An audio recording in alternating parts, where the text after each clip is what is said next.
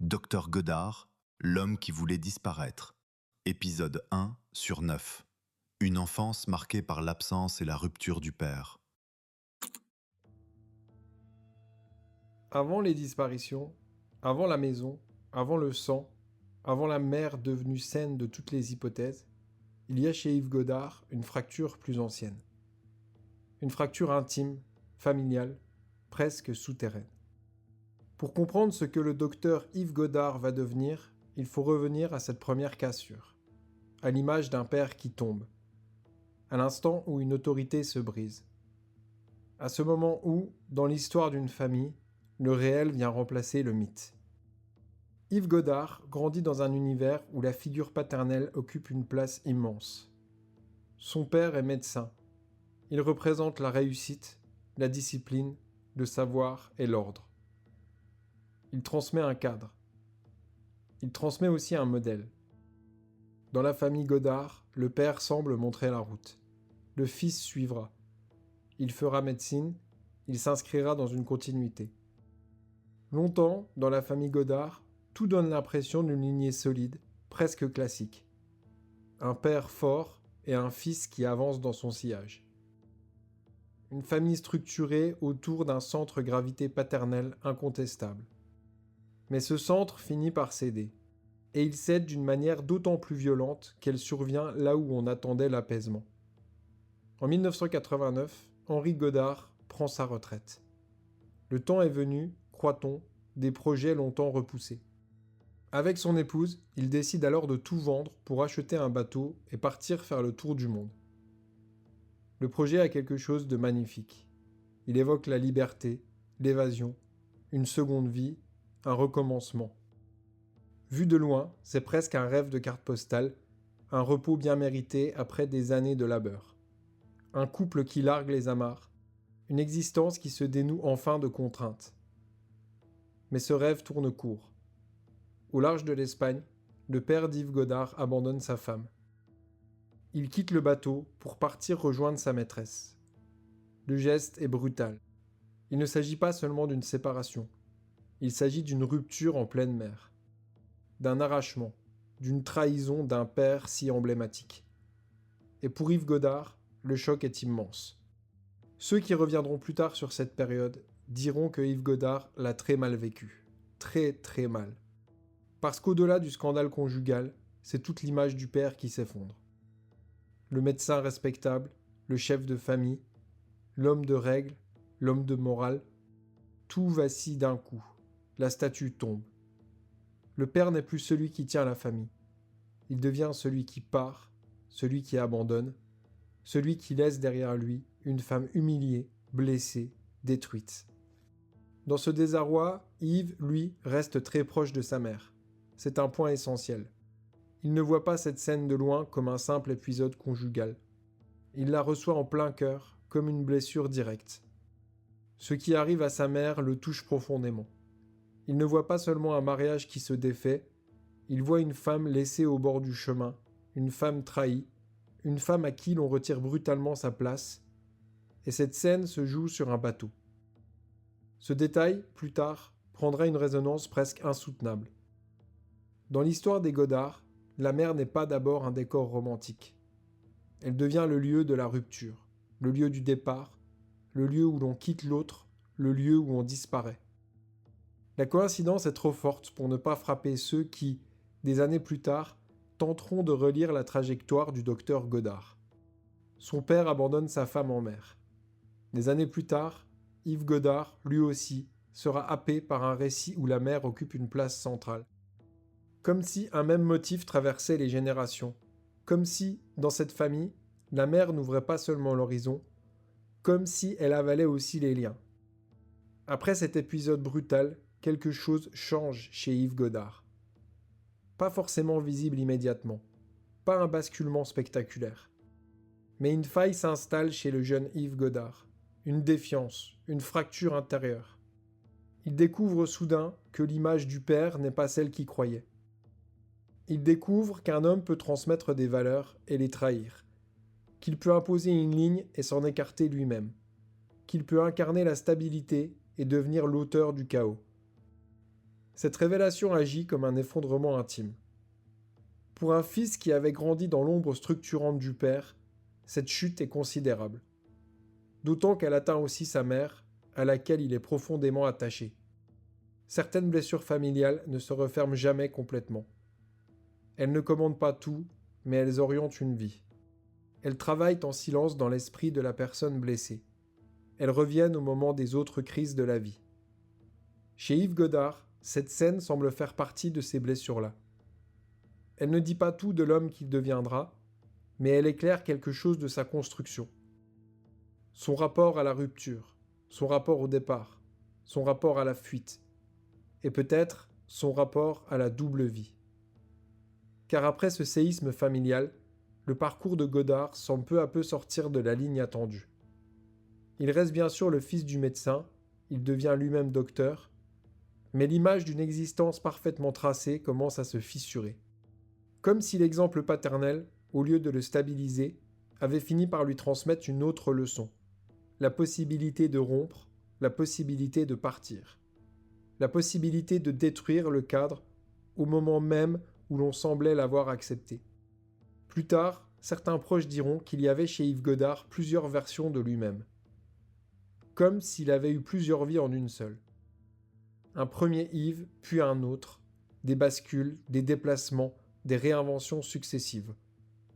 On pourrait croire à un simple changement d'époque, à une évolution personnelle, à des choix de vie. Mais en remontant à cette scène originelle de la rupture du père, une autre lecture apparaît. Comme si la première grande leçon de son existence avait été celle-ci. Une vie peut se couper net. Un homme peut quitter le monde. Et ce départ, même incompréhensible, devient un fait établi.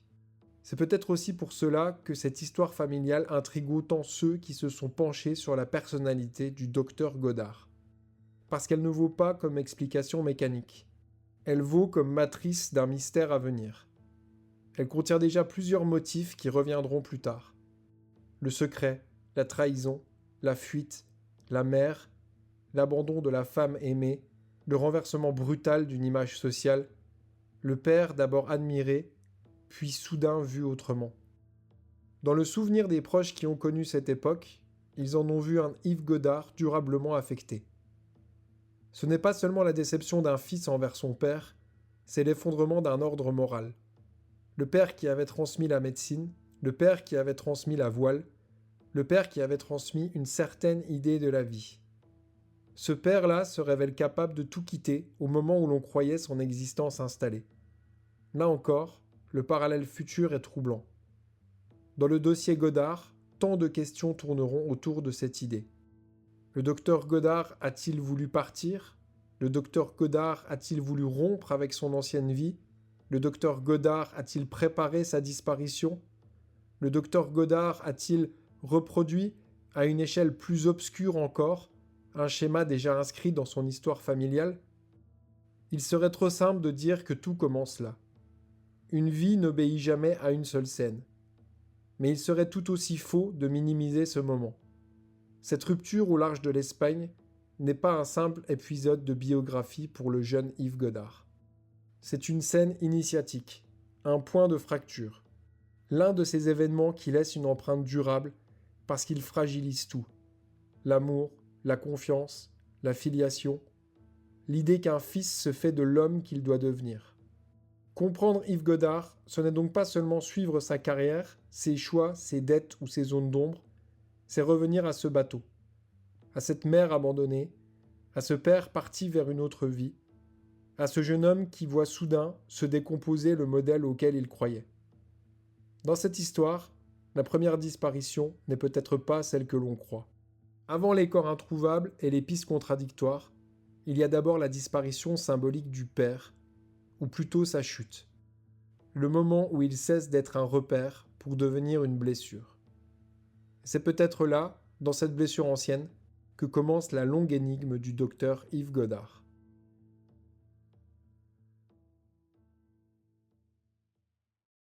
Docteur Godard, l'homme qui voulait disparaître. Épisode 2 sur 9. Un médecin en rupture avec la déontologie. Au commencement, rien ne distingue vraiment Yves Godard de l'image rassurante que l'on se fait d'un médecin de province. Il a le diplôme, le cabinet, les patients, la place sociale. Vu de l'extérieur, il appartient à ce monde de la médecine libérale qui inspire encore la confiance. Un homme instruit, installé, inséré dans un ordre professionnel régi par des règles strictes, des usages précis et une déontologie censée garantir la solidité de l'ensemble. Mais chez le docteur Godard, très tôt, quelque chose résiste à ce cadre. Quelque chose déborde. Quelque chose refuse de rentrer dans la ligne. Cette rupture avec la norme ne se fait pas d'un seul coup. Elle ne commence pas par un scandale. Elle commence par une tentation. La tentation de chercher ailleurs. De ne pas se contenter de la médecine officielle. Le docteur Godard se laisse attirer par tout ce qui promet une autre compréhension du corps, une autre manière de soigner, une autre vérité que celle validée par l'institution médicale.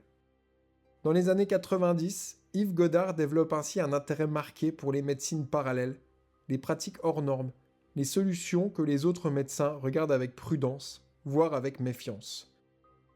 Plus la pratique sort de l'ordinaire, plus cela semble le fasciner. Ce goût n'est pas anecdotique. Il ne relève pas simplement de la curiosité intellectuelle. Il dit quelque chose de plus profond. Une disposition à contester les frontières. Une envie d'aller voir derrière la règle. Comme si, pour le docteur Godard, l'existence même d'un cadre suffisait à éveiller le désir d'en tester la limite. Autour de lui, certains se souviennent d'un homme capable de s'enthousiasmer pour des méthodes improbables, des pratiques étonnantes, des protocoles dont le sérieux scientifique n'est pas établi. On évoque par exemple la stintothérapie, cette idée consistant à manger des aliments crus selon une logique prétendument instinctive. On parle aussi de la vélothérapie, avec ses aimants placés dans les oreilles. Ce sont là des univers périphériques, mal vus, contestés, parfois franchement décriés. Mais le docteur Godard ne semble pas rebuté par cette marginalité. Au contraire, elle l'attire. Comme si la médecine alternative lui permettait d'occuper une position particulière, celle de celui qui voit ce que les autres refusent de voir, de celui qui ose ce que les autres n'osent pas, de celui qui se pense en avance sur un système trop rigide pour reconnaître ses propres angles morts. Peu à peu, cette posture produit des effets concrets dans sa pratique. Il ne se contente pas de lire ou de s'intéresser à des théories dissidentes. Godard agit, Godard teste, Godard prescrit. Il fait venir certains produits de l'étranger, de Belgique ou de Suisse, parce qu'ils ne sont pas autorisés ou pas reconnus ou simplement pas remboursés en France. Parmi eux figurent notamment les produits Beljanski ou encore le PB100, ces traitements gravitant dans une zone floue entre espoir thérapeutique, promesse commerciale et absence de validation claire. Ces produits coûtent cher et ils ne sont pas remboursés par la sécurité sociale. Ce sont donc des produits qui circulent à la marge du monde médical. Et pourtant, le docteur Godard les propose à certains de ses patients. Le geste n'est pas neutre. Proposer ces produits, c'est signifier que le professionnel de la santé accepte de sortir du périmètre attendu, qu'il est prêt à contourner ce que la profession considère comme la règle commune. Ceux qui lui faisaient confiance ne posaient pas toujours de questions. Il était médecin, donc il savait. Il inspirait une forme d'autorité naturelle. Dans la relation médicale, cela suffit souvent à suspendre le doute. Mais du côté de ses confrères, cette liberté inquiète davantage. Car la déontologie en médecine n'est pas une abstraction. Elle fixe la frontière entre l'expérimentation tolérée et la dérive illégale. Entre l'intuition clinique et le franchissement de ligne. Entre l'audace et la faute.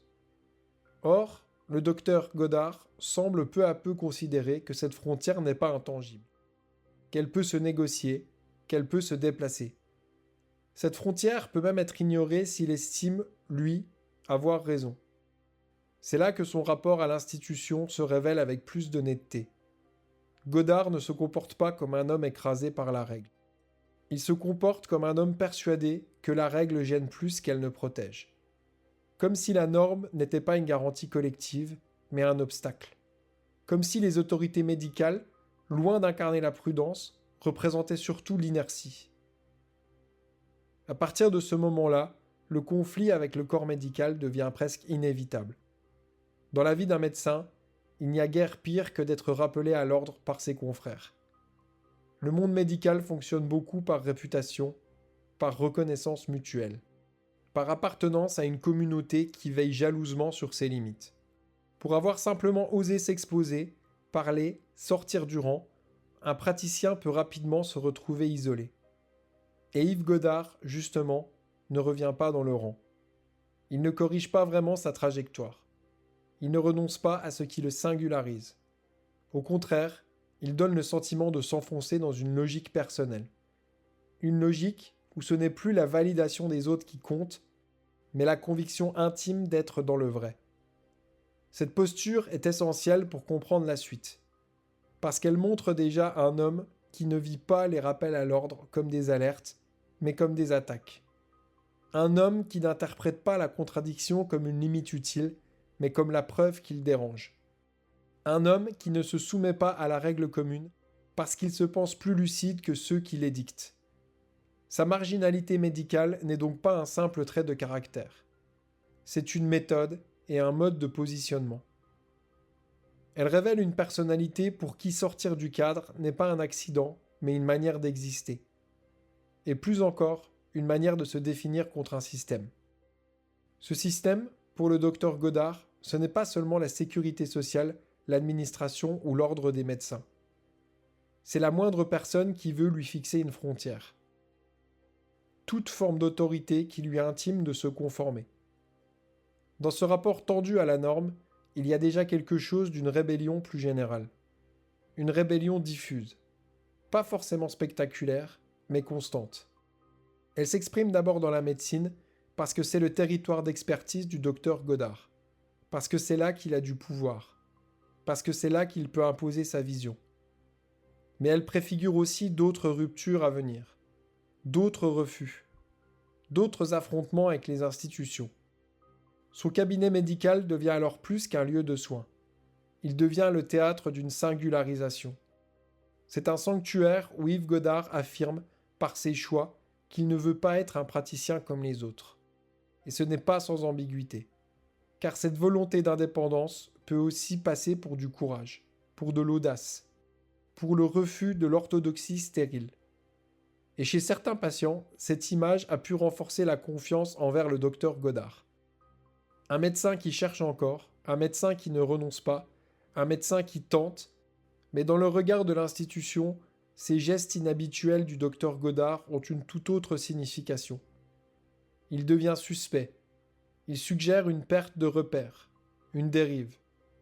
La tentation de substituer la croyance personnelle aux garanties collectives. Et c'est précisément là que se dessine le vrai portrait d'Yves Godard dans cette période. Non pas celui d'un charlatan caricatural, non pas celui d'un gourou de cabinet, mais celui d'un homme convaincu que sa propre intuition vaut davantage que les garde-fous du système. Yves Godard donne l'image d'un médecin qui supporte mal qu'on lui dise non. Il donne l'image d'un praticien qui croit, au fond, que sa liberté de jugement l'autorise à franchir des seuils que d'autres respectent. Il y a chez le docteur Godard quelque chose de l'expérimentateur solitaire. Quelque chose de l'homme qui se vit comme différent. Quelque chose aussi de plus dangereux. La certitude d'avoir raison contre tous. Et cette certitude, dans une profession aussi codifiée que la médecine, produit tôt ou tard de la rupture. Avec les confrères, avec les règles, avec la déontologie. Avec l'idée même qu'un médecin n'agit pas seul, mais au nom d'un cadre commun. En relisant son parcours, cette séquence prend une importance particulière. Parce qu'elle montre qu'avant même les dettes, les soupçons, la disparition, le docteur Godard avait déjà engagé une bataille plus ancienne. Une bataille contre des limites qu'on voulait lui imposer, contre la discipline collective, contre le principe même d'adhésion à un ordre. Le plus frappant dans cette histoire, c'est que cette rupture n'a rien d'un éclat soudain. Elle progresse par glissement, par justification, par petites transgressions qui finissent par dessiner une cohérence. Le docteur Godard ne devient pas marginal malgré lui. Il s'installe dans cette marginalité. Personne ne le pousse en dehors du cadre, il le quitte lui-même peu à peu. Comme s'il avait trouvé une forme de vérité plus conforme à lui-même. Comme si, pour rester fidèle à ce qu'il croyait être, il devait précisément cesser d'obéir. Car cette logique raconte déjà tout autre chose qu'une simple originalité médicale. Elle met au jour une structure intime, une manière de penser, une manière de se tenir face au monde. Le docteur Goddard ne suit pas les règles quand elles contredisent son propre raisonnement. Il les contourne, il les déplace, il les défie. Et plus il défie les règles, plus il semble se persuader qu'il a raison de le faire. Cette conviction d'exception est au cœur du personnage d'Yves Goddard. Elle explique en partie son isolement. Elle explique aussi pourquoi, chez lui, la marginalité n'est jamais un détail. Elle est le signe avant-coureur d'un homme qui ne veut pas seulement vivre autrement, mais vivre selon sa propre loi.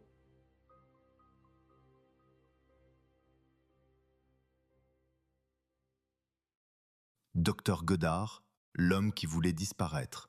Épisode 3 sur 9. Un médecin en défiance face aux institutions financières.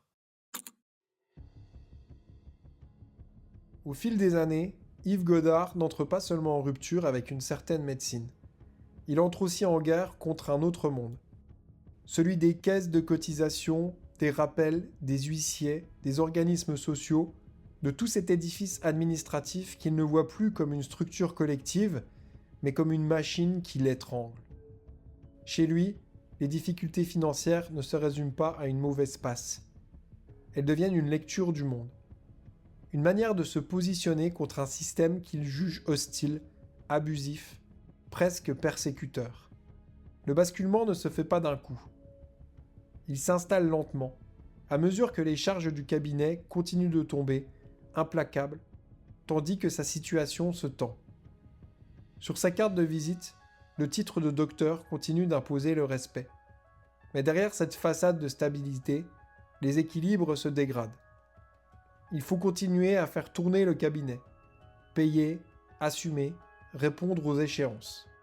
Et plus la pression monte, plus Yves Goddard se sent acculé. À un confrère, il parle même de « mort professionnelle ». L'expression est forte. Elle dit moins une gêne passagère qu'un sentiment d'asphyxie. Comme si, à ses yeux, ce n'était pas simplement son activité qui vacillait, mais sa place même dans le monde. À ce stade, beaucoup auraient tenté de négocier, de temporiser, de rentrer dans le rang. Le docteur Goddard, lui, choisit une autre voie. Plutôt que de se soumettre à la logique des institutions, il commence à s'en dégager, ou plutôt à essayer de s'en protéger. Depuis quelque temps déjà, il a décidé de ne plus verser ses cotisations sociales. Le geste n'est pas anodin dans un milieu médical très sérieux. Il n'a rien d'un oubli ou d'une négligence. C'est une décision, une stratégie. Il s'agit de se protéger des huissiers, d'anticiper les mises en demeure, de retarder le moment où les organismes pourront agir contre lui. Dans sa tête, la résistance est déjà organisée. Et cette résistance ne prend pas seulement la forme d'un refus de payer. Elle s'appuie sur une vision beaucoup plus large, celle d'un homme persuadé que l'État, les caisses et l'administration ne sont plus des interlocuteurs légitimes, mais des adversaires. C'est dans ce contexte qu'Yves Goddard adhère à la CDCA, la Confédération de défense des commerçants et artisans. Le mouvement, dirigé à l'époque par Christian Pousset, attire tous ceux qui se sentent écrasés par les charges et les procédures. Un mélange d'entrepreneurs brillants et d'artisans en détresse économique, certaines personnes parfois au bord de la rupture, ou certaines personnes qui ont des affaires qui marchent bien. Dans tous les cas, ce mélange d'entrepreneurs hétéroclites trouve dans ce syndicat une doctrine simple. Refuser l'ordre imposé, boycotter les cotisations et dénoncer la machine étatique. Le CDCA ne se contente pas de protester. Il organise, il forme, il théorise la défiance, il propose des méthodes. Il construit un discours où ne plus payer n'apparaît pas comme une faute, mais comme un acte de légitime défense. Le docteur Goddard y est réceptif, très réceptif même. Il suit des formations, participe à des congrès, et il devient même, entre 93 et 97 le trésorier général du mouvement pour la branche du Calvados. Mais le docteur Godard ne semble pas directement impliqué dans les actions ou manifestations les plus visibles sur le terrain. Cependant, il adhère à la logique. Et cette logique va au-delà du simple coup de colère fiscal. Elle propose une autre manière de penser sa survie. Résister, contourner, protéger ce qui peut l'être, échapper aux prises du système fiscal. À partir de là, sa situation financière cesse d'être une addition de dettes et de contraintes. Elle devient un terrain de lutte. Et dans cette lutte, Yves Godard applique progressivement ce qu'on lui conseille. Organiser son insolvabilité. L'expression est capitale et c'est même un cheval de bataille pour le CDCA. Car le terme d'insolvabilité montre que l'on n'est plus dans le désordre subi, mais dans la mise en place d'une méthode. Concrètement, le docteur Godard met ses biens à l'abri. La maison, le cabinet, même un appartement près de Grenoble acquis dans une logique de défiscalisation. Tout cela est transféré au nom d'une SCI détenue avec son épouse Marie-France. Le véhicule est placé au nom des enfants, les comptes bancaires sont plafonnés. Chaque détail semble pensé pour réduire la surface saisissable. Chaque décision va dans le même sens. Rendre plus difficile l'action des créanciers et des organismes sociaux. C'est là que quelque chose change profondément dans le portrait de Godard. Il n'est plus seulement un médecin original en conflit avec certaines normes, il devient un homme qui réorganise matériellement sa vie pour résister à l'ordre administratif. Il aménage sa propre invisibilité patrimoniale. Il se dérobe, il anticipe, il verrouille. Dans l'esprit des enquêteurs, plus tard, cette mécanique prendra un relief particulier, car on se demandera jusqu'où allait ce mouvement. S'agissait-il seulement d'échapper au fisc, de gagner du temps, de tenir, ou bien de préparer déjà autre chose? Ce qui frappe, en tout cas, c'est la cohérence des gestes du docteur Godard. Il ne subit plus, il s'organise. Sa vie quotidienne continue en apparence. Le cabinet médical tourne encore. L'emploi du temps paraît banal. Les journées gardent un air ordinaire. Mais sous cette surface, un autre calendrier se met en place. Celui de la protection, de l'évitement, de la dissociation entre ce qu'il possède réellement et ce que les institutions peuvent lui prendre. Ce n'est pas seulement une technique, c'est une manière de penser. Et cette manière de penser repose sur une conviction. Comme le prône le CDCA, il faut toujours avoir un coup d'avance sur le système. L'administration réclame, il faut anticiper. Les huissiers approchent, il faut déplacer l'argent. Les caisses d'assurance menacent, il faut rendre la prise plus difficile. À ce stade, Yves Godard n'agit plus comme un professionnel simplement débordé. Il agit comme quelqu'un qui a intégré que la relation avec les institutions est devenue une guerre d'usure. Et dans une guerre, on ne négocie pas seulement. On se retranche, on protège ses arrières, on prépare ses sorties. Ce rapport conflictuel aux organismes financiers et sociaux éclaire aussi un trait plus profond de sa personnalité. Comme dans sa pratique médicale, le docteur Godard supporte mal qu'une autorité extérieure lui impose ses limites. Il n'accepte pas facilement le principe même d'une règle collective s'appliquant à lui. Les institutions ne sont pas, à ses yeux, un cadre à respecter. Cette lecture est essentielle parce qu'elle transforme des choix techniques en positions existentielles. Ne plus payer n'est plus un retard. C'est un acte. Mettre ses biens à l'abri n'est plus une précaution. C'est un principe. Organiser son insolvabilité n'est plus un simple montage. C'est une réponse globale à un monde vécu comme persécuteur. Il y a là une radicalisation silencieuse du docteur Godard. Pas encore une rupture totale, pas encore une disparition, mais déjà une mécanique de séparation.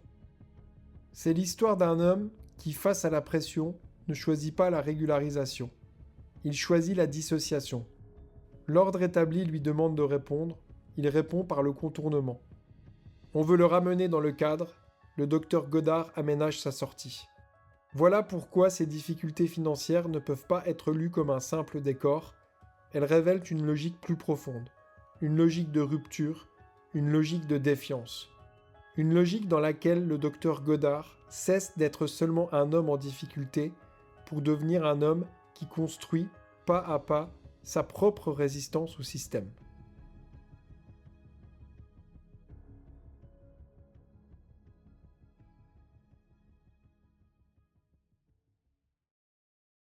Docteur Godard, l'homme qui voulait disparaître. Épisode 4 sur 9. Le couple Godard, entre dérives sectaires et dérives financières. Avec sa femme Marie-France, Yves Godard ne construit pas seulement un deuxième foyer. Il semble ouvrir une deuxième vie. C'est d'ailleurs ainsi que plusieurs témoins plus tard auront le sentiment de l'avoir connu. Comme s'il y avait deux Yves Godard. Celui d'avant Marie-France et celui d'après Marie-France. Le Yves Godard issu du premier mariage était plus conforme, plus lisible. Et puis, celui qui se remarie change de cadre, change d'allure, change presque de monde. Autour de ce nouveau couple, quelque chose se transforme progressivement. Non pas de manière spectaculaire, non pas sous la forme d'une rupture franche avec la société, mais par des glissements, des déplacements subtils, par un lent mouvement d'isolement. Le foyer Godard cesse peu à peu d'être une simple famille. Il devient un univers, avec ses croyances, ses codes et ses habitudes. Et surtout, sa propre logique interne. Dans cette transformation, un premier axe apparaît, celui d'une spiritualité marginale, diffuse, jamais totalement structurée, mais bien présente. Au-delà de sa vie de couple, le docteur Godard s'est déjà éloigné de la médecine conventionnelle. Il explore des pratiques alternatives, des visions du corps et de l'esprit qui échappent au cadre validé. Ce rapport au monde ne reste pas cantonné au cabinet. Il imprègne aussi la sphère privée. Marie-France, de son côté, semble avoir été en contact, au moins de manière périphérique, avec un courant ou un groupe appelé IVI, pour Invitation à la vie intense. Plusieurs éléments évoquent une proximité du couple Godard avec un univers de développement personnel, de recherche intérieure, de quête de sens alternative. Un type d'environnement où l'on propose d'autres lectures du monde, d'autres formes d'accomplissement, parfois en rupture avec les normes sociales classiques. Ce point est important, non pas parce qu'il constituerait une clé unique, mais parce qu'il s'inscrit dans un climat. Un climat où le couple Godard ne se contente plus de vivre dans le cadre ordinaire. Un climat où on cherche l'ailleurs, où on s'autorise à penser autrement, où on accepte l'idée que la vérité ne se trouve pas forcément dans les institutions. À ces dérives s'ajoute un deuxième axe, plus discret mais révélateur, celui d'un mode de vie alternatif à certains moments de leur trajectoire. Des témoignages évoquent ainsi une période, au début de leur relation, où Yves et Marie-France auraient vécu de manière plus bohème, possiblement dans un château ou un lieu collectif du même type. Ce fragment de vie est éclairant. Il suggère qu'à un moment donné, le couple a pu aspirer à une autre manière de vivre. Plus communautaire, moins contrainte, plus libre. En marge des structures classiques. Comme si, dès le départ, existait chez eux une tentation de sortir du cadre. De ne pas se contenter d'une vie standardisée. Les deux dimensions de la spiritualité alternative et du mode de vie marginal se rejoignent progressivement dans un troisième axe. La fusion du couple dans une logique de repli et de défiance. Ce qui frappe, à mesure que les années passent, c'est la manière dont Yves et Marie-France semblent fonctionner en circuit fermé. Le monde extérieur devient de plus en plus suspect. Les institutions médicales contraignent. Les organismes sociaux oppressent. L'administration poursuit. Et face à cela, le couple fait bloc. Mais ce bloc n'est pas seulement affectif. Il devient structurel. La maison, le cabinet, les comptes, les biens financiers, tout s'organise à l'intérieur du couple.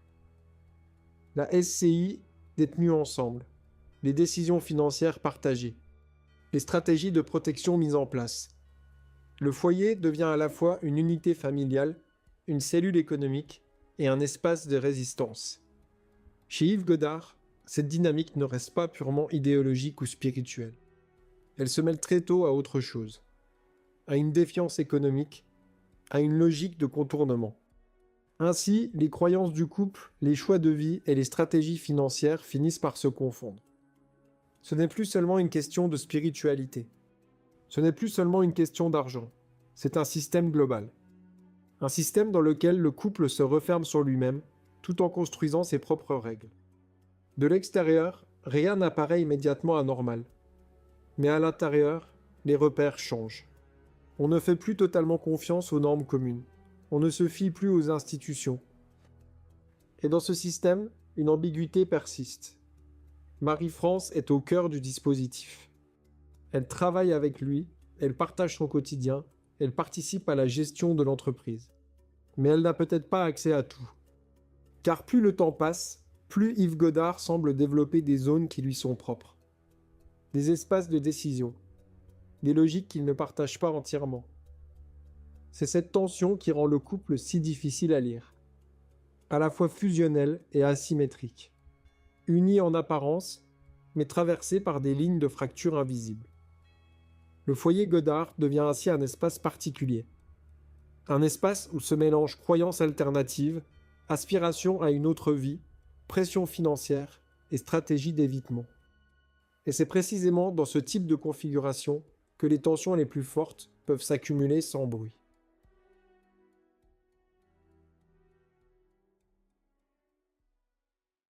Docteur Godard, l'homme qui voulait disparaître.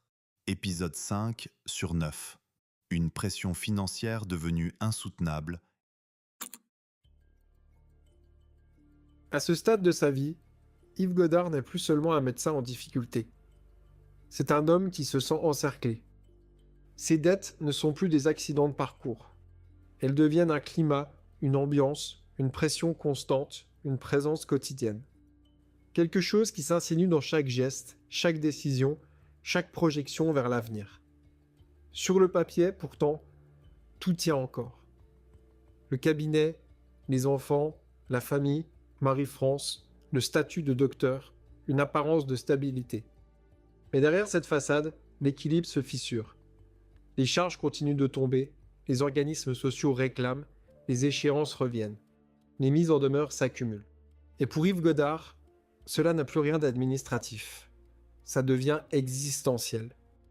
À un confrère médecin, il parle même de mort professionnelle. L'expression est brutale. Elle dépasse largement la simple difficulté financière. Cette expression parle d'un homme qui a le sentiment de perdre sa place. Un homme qui voit se refermer autour de lui le monde dans lequel il s'était construit. Ce n'est plus seulement l'activité professionnelle du docteur Godard qui vacille, c'est son identité même. À partir de là, quelque chose bascule. Car face à cette pression, Yves Godard ne choisit pas la régularisation. Il ne tente pas de revenir dans le cadre légal. Il ne négocie pas réellement avec les institutions. Il adopte une autre logique. Une logique de contournement. Une logique de protection. Une logique d'évitement. Ce basculement est essentiel pour comprendre l'affaire Godard. On ne parle plus seulement d'endettement, on parle d'organisation financière. Progressivement, il met en place un dispositif précis, structuré, cohérent. Une architecture de sa gestion financière destinée à rendre ses biens moins accessibles, moins visibles, moins saisissables. La maison est protégée, le cabinet aussi. Un appartement situé près de Grenoble, acquis dans une logique de défiscalisation, entre lui aussi dans ce dispositif. L'ensemble est intégré dans une SCI détenue avec Marie-France. Le véhicule est placé au nom des enfants. Les comptes bancaires sont plafonnés. Chaque décision va dans le même sens. Réduire la prise des institutions fiscales sur la vie du docteur Godard. Rendre l'action des créanciers plus difficile. Créer une distance entre ce qu'il possède réellement et ce que les institutions peuvent atteindre. Et ce détail change tout. Car on n'est plus dans une réaction de panique, on est dans l'anticipation d'un gain financier illégal. Yves Godard ne subit plus la pression, il s'organise face à cette pression. Il construit une forme d'insaisissabilité, une invisibilité patrimoniale partielle. Un système dans lequel chaque élément est pensé pour échapper, ralentir, compliquer. Cette stratégie s'inscrit dans une vision du monde déjà en place. Les institutions ne sont plus perçues comme des cadres légitimes, elles deviennent des adversaires. Et pourtant, vu de l'extérieur, rien ne semble explosé dans la vie professionnelle du docteur Godard. Le cabinet fonctionne encore, les journées s'enchaînent, la vie professionnelle continue. C'est ce contraste qui rend la situation si troublante. La banalité en surface, la radicalité en profondeur. Car sous cette apparence ordinaire, Yves Godard est déjà en train de transformer sa manière de vivre. Il ne se projette plus dans un retour à l'équilibre. Il se projette dans la résistance. Les enquêteurs, plus tard, reviendront longuement sur cette période. Ils y verront un moment charnière. Un moment où la crise cesse d'être subie pour devenir structurée. Et une question émergera plus tard dans l'affaire Godard. Une question centrale. À ce stade, Yves Godard cherche-t-il seulement à se défendre ou prépare-t-il une fuite financière? Car organiser son insolvabilité, c'est déjà apprendre à disparaître en partie. À soustraire, à dissimuler, à rendre opaque. Ce n'est pas encore une fuite, mais pas encore une rupture totale. Et dans cette mécanique, un doute s'installe. Un doute qui ne cessera de grandir par la suite. Cette stratégie était-elle uniquement défensive ou constituait-elle la première étape d'un projet plus vaste, celui de ne plus être atteignable, pas seulement financièrement, mais totalement?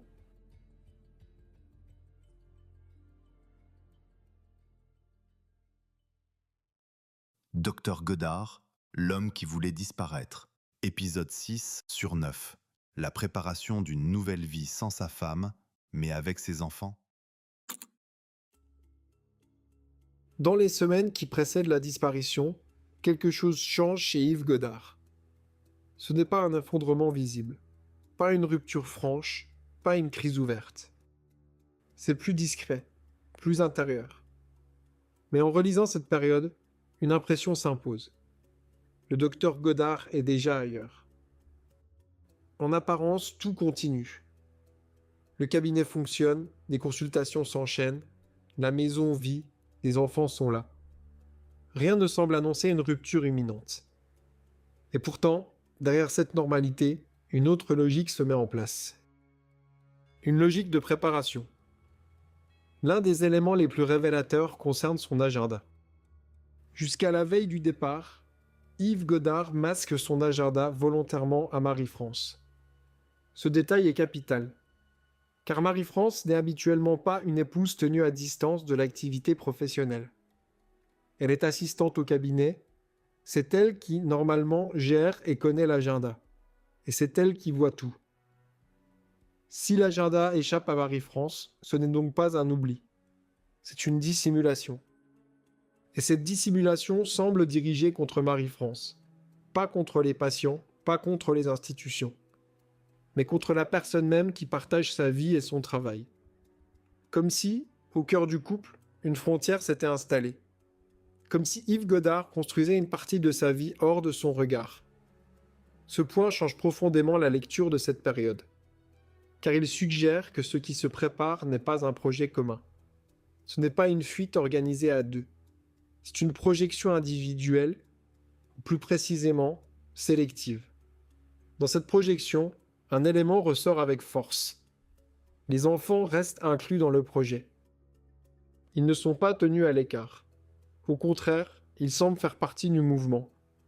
En revanche, Marie-France apparaît progressivement comme exclue. Cette dissymétrie est troublante, car elle signifie qu'à un moment donné, Yves Godard envisage une autre vie. Mais pas avec tout le monde. Une vie avec ses enfants, mais sans sa femme. À partir de là, une question devient centrale. Quand cette décision s'est-elle cristallisée? Le 31 août apparaît comme une date clé, une date charnière. Peut-être le moment où quelque chose est dit, ou compris, ou refusé. On peut envisager plusieurs scénarios. Une annonce, une confrontation violente, une opposition ou un refus violent de la part de Marie-France. Et à partir de là, une bascule. Rien ne permet de reconstituer précisément cette scène, mais tout indique que quelque chose s'est joué. Quelque chose de décisif, quelque chose d'irréversible. Dans les heures qui suivent, un autre élément interpelle. Le comportement des enfants. Ils apparaissent calmes, posés, sans agitation particulière, sans signe de panique. Ce détail est capital dans le mystère de l'affaire Godard, car il suggère que ce que les enfants vivent ne leur semble pas totalement brutal. Il suggère que leur mère est toujours en vie, car leur comportement reste normal. Deux hypothèses émergent alors. Soit les enfants ont été préparés par le docteur Godard, progressivement préparés à l'idée d'un départ sans leur mère. Soit la situation, au moment où elle se déroule, est déjà présentée comme normale, encadrée, maîtrisée par le père. Dans les deux cas, cela renforce l'idée d'un projet construit. Pas improvisé, pas chaotique, mais pensé en amont par Yves Godard. Ce contraste est frappant. D'un côté, une femme à qui l'on cache l'essentiel, de l'autre, des enfants intégrés dans le mouvement sans signe de tristesse ou de panique. Au centre, le père qui organise sans rien dire, qui prépare sans partager, qui agit sans révéler. C'est là que se joue la véritable rupture. Pas dans un geste spectaculaire, mais dans une dissociation intérieure. Yves Godard est encore physiquement présent dans sa vie, dans son rôle de père et d'époux, mais mentalement, il semble déjà ailleurs. Comme s'il avait quitté la scène avant de la quitter réellement. Cette dissociation est fondamentale dans le mystère de l'affaire Godard, car elle marque le passage d'une logique défensive à une logique de projection. Jusqu'ici, il s'agissait de résister. Désormais, il s'agit de partir, de reconstruire, de recommencer, mais selon les règles du docteur Godard. Et surtout, avec ses propres choix. Et parmi ces choix, le plus radical est peut-être celui-ci. Redéfinir qui fait encore partie de sa nouvelle vie. À ce stade, rien n'est encore visible, rien n'est encore acté, mais tout est déjà en place. Le départ du docteur Godard et de ses enfants n'est plus une hypothèse, c'est une trajectoire.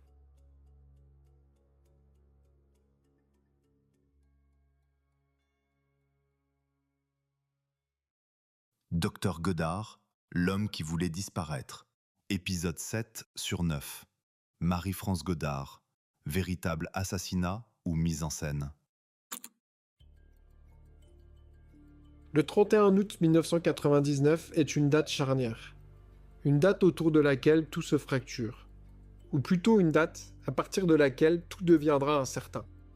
Car ce jour-là, personne ne voit réellement ce qui se passe dans la maison des Godard. Il n'y a ni témoin direct, ni récit clair. Seulement des traces. Et ces traces vont parler. Lorsque les gendarmes entrent dans la maison quelques jours plus tard, ils découvrent une scène qui ne laisse aucun doute sur un point. Une violence extrême s'est produite dans la maison. Sur les murs, des projections de sang. Dans les escaliers, d'autres traces de sang. Dans la chambre, une tache massive sur le matelas. Une tache de sang d'environ 40 cm de diamètre.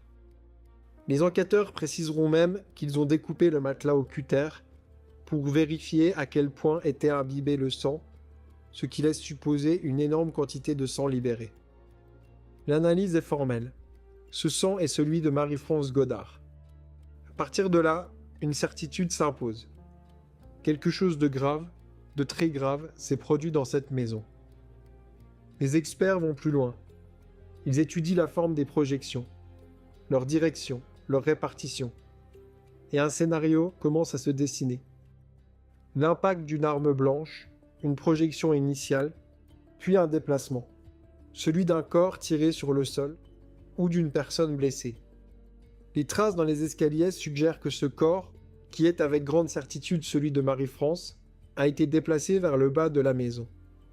Mais c'est ici que le doute commence. Car les experts sont prudents. La violence est indiscutable.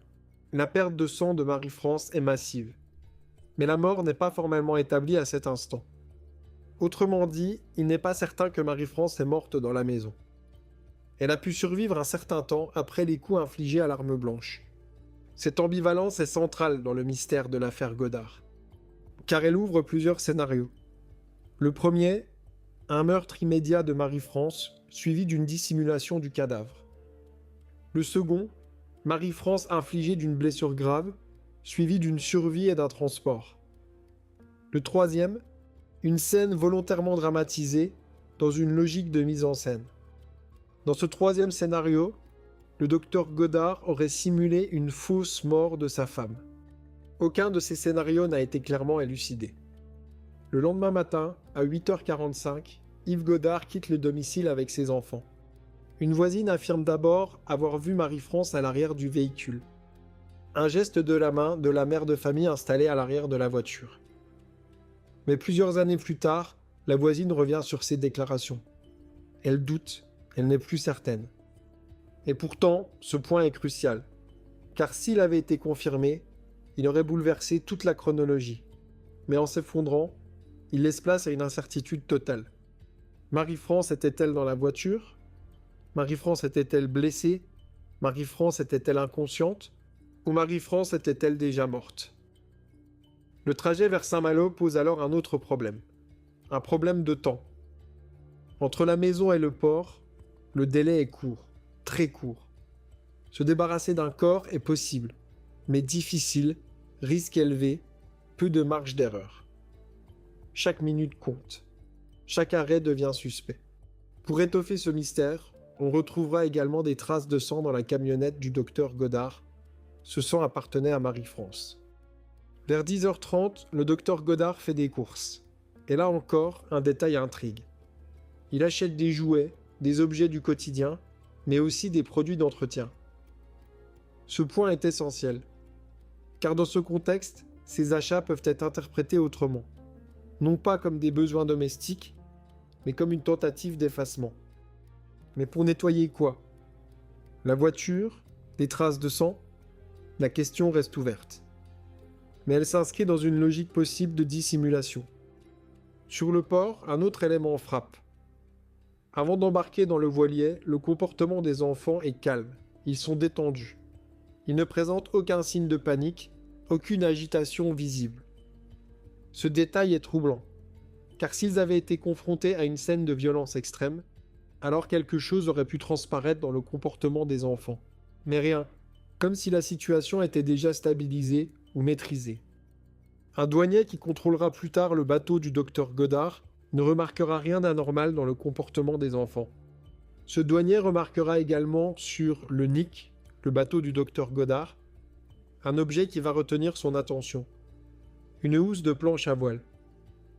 Un objet banal en apparence, mais dont la taille et la forme pourraient correspondre au transport d'un corps.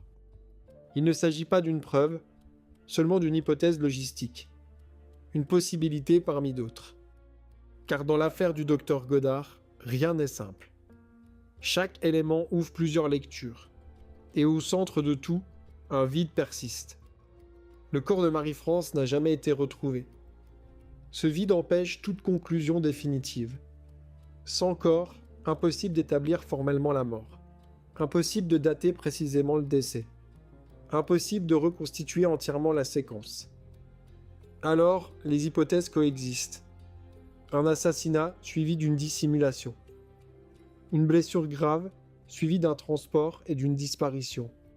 Ou une mise en scène destinée à orienter l'enquête. Dans ce dernier cas, les éléments prennent une autre dimension. Le sang prouve la violence, mais pas nécessairement la mort. Les traces construisent un récit, mais un récit qui pourrait être partiellement fabriqué. Les recherches du cadavre de Marie-France autour de la maison du docteur Goddard n'ont rien donné. Ni dans les bois, ni dans les cours d'eau, ni dans les environs. Comme si Marie-France s'était évaporée. Et c'est précisément là que réside le cœur du mystère. Quelque chose de violent s'est produit. C'est une certitude. Mais ce qui s'est réellement passé après reste une zone grise. Meurtre certain orchestré par le docteur Goddard, blessure de Marie-France suivie d'un transport, ou scène volontairement construite par les deux membres du couple pour redémarrer une nouvelle vie. Sans le corps de Marie-France, la réponse échappe à la logique. Et dans ce silence, toutes les hypothèses continuent de tenir dans une cohérence mystérieuse.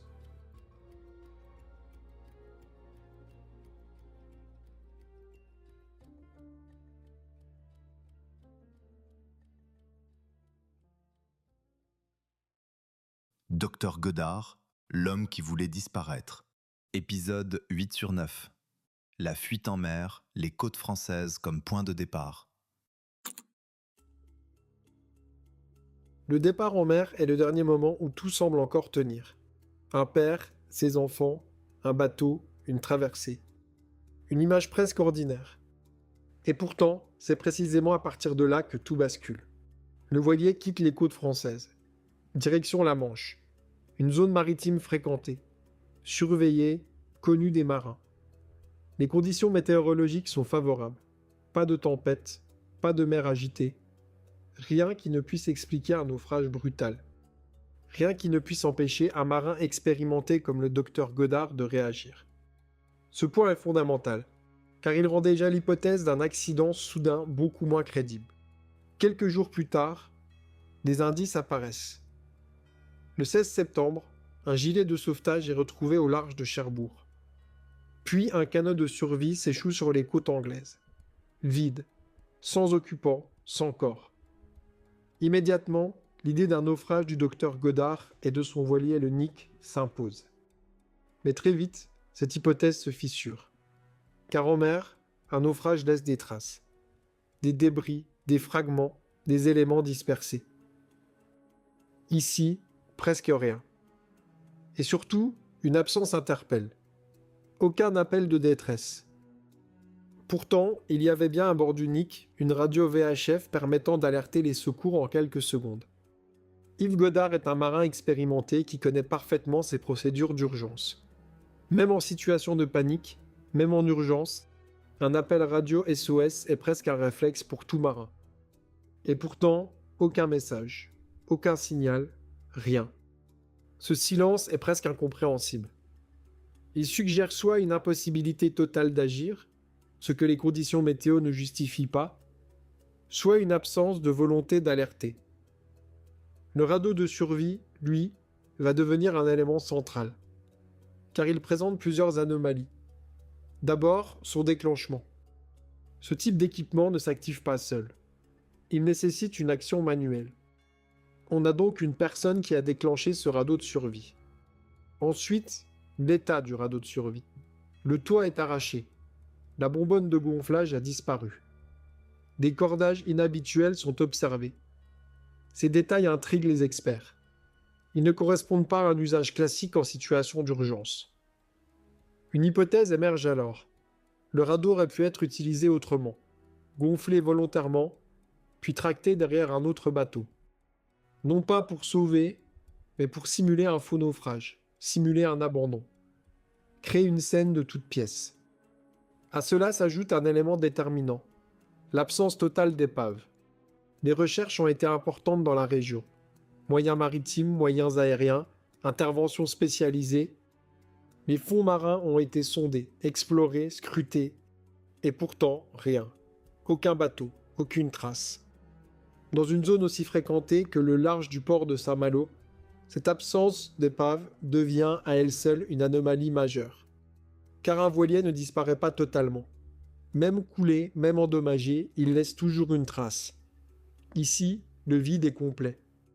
À mesure que les éléments s'accumulent, le scénario du naufrage devient de plus en plus fragile et l'hypothèse du faux naufrage simulé gagne en épaisseur.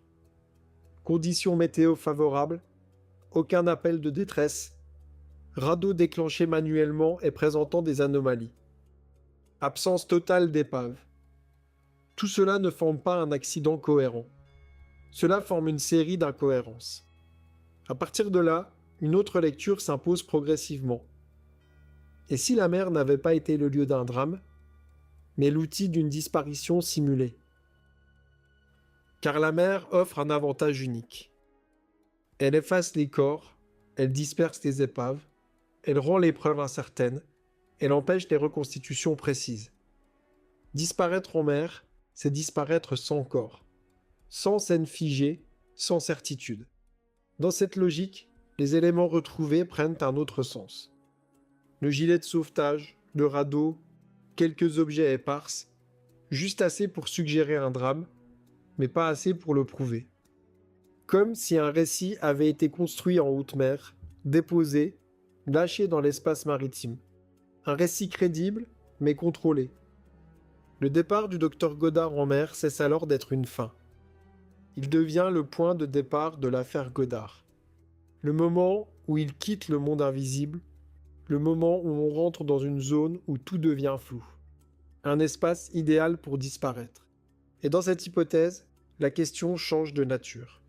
Il ne s'agit plus de comprendre comment le docteur Godard et ses enfants ont disparu, mais pourquoi tout semble avoir été fait pour que cette disparition paraisse naturelle.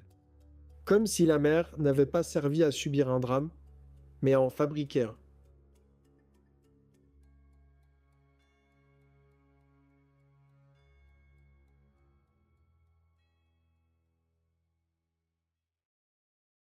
Docteur Godard, l'homme qui voulait disparaître.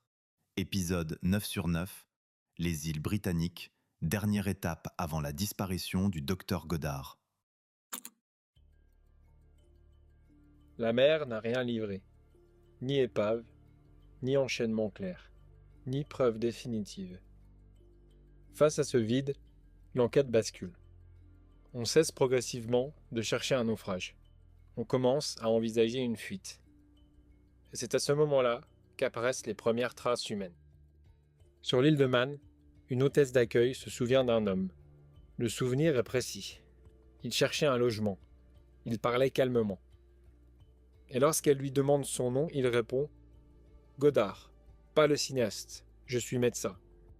Cette phrase l'a marqué parce qu'elle sonne juste, spontanée, presque familière. L'homme n'est pas seul, un enfant l'accompagne. Pour la première fois, depuis la disparition du docteur Godard, un visage remplace les indices. Une présence, un corps, un mouvement. Les vérifications de la police commencent. Mais très vite, les limites apparaissent.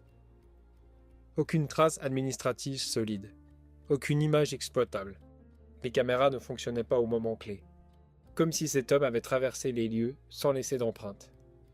Malgré cela, une trajectoire commence à se dessiner. Île de Man, puis Écosse, puis l'île de Lewis. Sur Lewis, un autre témoignage renforce l'hypothèse. Un employé de gare maritime affirme reconnaître le docteur Godard. Il se souvient d'un homme accompagné de 2 enfants. Il prétend lui avoir vendu un billet aller-retour de 5 jours pour la ville de Ullapool. Ce détail intrigue. Il suggère une organisation, un déplacement structuré du docteur Godard et de ses enfants. Pas une errance. D'autres éléments apparaissent. La location possible d'une voiture. Une Clio bleue avec conduite à droite, adaptée aux routes britanniques. Certains témoignages évoquent aussi la présence d'une femme. Une femme blonde ou portant une perruque blonde. Ce point reste fragile, mais il ajoute une dimension logistique au mystère de l'affaire. Le docteur Godard ne serait pas seul. Il pourrait être accompagné d'une femme. Est-ce Marie-France ou une autre femme? À ce stade, les gendarmes sont convaincus d'une chose. Ils sont proches de l'arrestation d'Yves Godard, très proches. La coopération avec les autorités locales britanniques s'organise. Les recherches s'intensifient. Les vérifications se multiplient.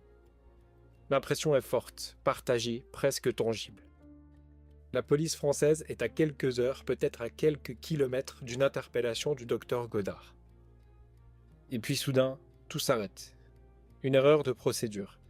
La commission rogatoire internationale n'est pas validée par les autorités britanniques. Les enquêteurs français doivent quitter l'île. Immédiatement. Pour la police française, le sentiment est brutal. Ils passent à côté de l'arrestation du docteur Godard, à 2 doigts de son arrestation. À partir de ce moment, l'affaire change de nature. Car les déplacements du docteur Godard posent une question fondamentale. Comment un seul homme aurait-il pu organiser une telle fuite? Traverser plusieurs territoires, louer un véhicule, se déplacer avec des enfants, éviter les contrôles, limiter les traces. Tout cela suppose des moyens, une organisation, peut-être des relais ou des complices. Et c'est dans ce contexte qu'un autre élément refait surface. Les lettres adressées aux enquêteurs français, signées par personne, mais portant le message récurrent « Sauvez Camille et Marius ». Le ton n'est pas revendicatif, il n'est pas menaçant, il ressemble à une alerte d'un corbeau bienveillant. Les analyses des traces laissées sur les lettres révèlent un ADN féminin, non identifié. Quelqu'un sait, quelqu'un a vu. mais ne parlent pas ouvertement. En parallèle, les investigations financières prennent de l'ampleur. Des flux d'argent opaques sont identifiés, des circuits apparaissent, des comptes à l'étranger, notamment à Madère. Et derrière ces flux, un environnement, celui du CDCA, la Confédération de défense des commerçants et artisans. On découvre que le docteur Godard n'y est pas étranger. Il en a été trésorier régional. Il en connaît les méthodes, les réseaux et les logiques de contournement. Certains montages financiers du CDCA passent par des structures offshore, des intermédiaires localisés dans les îles britanniques ou à Madère, des comptes difficilement traçables. Des noms se mettent à émerger. Christian Pousset, figure centrale du mouvement, assassiné. Philippe Warnier, impliqué dans des circuits financiers, mort dans des circonstances troubles. Et une certaine Maria Mendes, originaire de Funchal à Madère, associée à certains flux d'argent opaques. Ces éléments ne constituent pas des preuves directes, mais ils forment un faisceau d'indices. Dense, inquiétant. À ce stade, deux hypothèses coexistent. La première, le docteur Yves Godard est vivant, et il a utilisé la mer comme écran, et les îles britanniques comme sas de sortie pour sa nouvelle vie. Et il cherche donc à récupérer de l'argent avant de recommencer sa nouvelle vie avec ses enfants. Dans cette logique, la fuite est réelle, structurée, préparée. La seconde hypothèse est plus sombre. Les îles britanniques ne seraient qu'une étape, un passage, un point de transition. Et derrière tout ça, un système plus vaste. Une toile financière d'argent opaque, peut-être criminelle. Dans cette lecture plus sombre, Godard ne disparaît pas seul. Il entre dans un réseau illégal lié au CDCA, où en devient une variable. Un homme qui sait, qui manipule de l'argent, qui circule entre plusieurs entités financières. Un homme qui peut devenir gênant. Mais il est essentiel de rester prudent. La piste CDCA ne constitue pas une vérité judiciaire établie, mais elle pèse par sa cohérence et ses connexions et par les zones d'ombre qu'elle révèle. Et au bout de cette piste, on trouve une dernière question. Le docteur Godard a-t-il fui pour disparaître, ou a-t-il été absorbé par quelque chose de plus grand que lui? Dans un cas, il choisit de s'effacer. Dans l'autre, on l'a effacé. Et c'est peut-être là que se referme l'énigme de la vie familiale de Yves Godard. Dans ce premier volet, tout semble converger vers un homme qui se détache peu à peu de son père, de sa femme, de ses obligations, jusqu'à envisager une disparition comme une issue. Une logique intime, presque silencieuse, faite de ruptures successives, de secrets et de replis. Mais derrière cette trajectoire familiale, une autre silhouette apparaît déjà en filigrane. Non plus celle de Yves Godard, le père de famille, mais celle du docteur Godard. Un homme inscrit dans des réseaux, des flux financiers, des stratégies d'évitement bien plus larges que le cadre domestique. Comme si deux récits coexistaient sans jamais totalement se rejoindre. L'un personnel, l'autre professionnel. L'un visible, l'autre caché. Et si la disparition d'Yves Godard n'était que la surface d'une histoire plus vaste? C'est précisément ce que le second volet à venir de ce podcast va explorer. Entre Yves Godard et le docteur Godard, deux identités coexistent pour une seule question finale. Était-il l'homme qui voulait disparaître ou l'homme qu'on a fait disparaître?